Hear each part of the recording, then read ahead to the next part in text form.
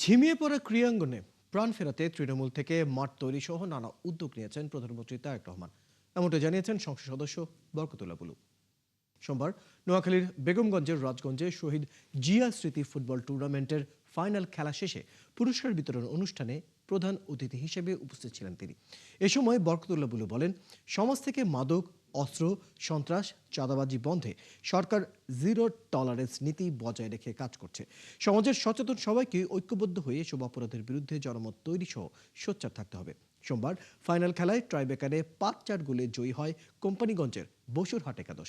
গত ২রা আগস্ট থেকে শুরু হয় টুর্নামেন্টে অংশ নেয়া ১৬টি দল। শহীদ প্রেসিডেন্ট জিয়া রহমান বিকেএসপি করেছিলেন। প্রেসিডেন্ট গোল্ড কাপ থেকে শুরু করে সমস্ত খেলাকে মাঠে মানুষের জন্য খেলাধুলার ব্যবস্থা করেছিলেন। নারীদের ভলিবল, নারীদের কাবাডি, নারীদের সাঁতার, নারী ফুটবল, আজকে বাংলা নারী ক্রিকেট বাংলাদেশকে এগিয়ে নিয়ে যাচ্ছে। তাই আমরাও উনি প্রত্যেকটি উপজেলায় একটি আধুনিক স্টেডিয়াম করার ঘোষণা দিয়েছেন। জেলা পর্যায়ে যে স্টেডিয়াম আছে এটাকে সর্বাত্মক জেলা জাতীয় পর্যায়ের স্টেডিয়ামের মর্যাদা দেওয়ার জন্য উনি ঘোষণা দিয়েছেন।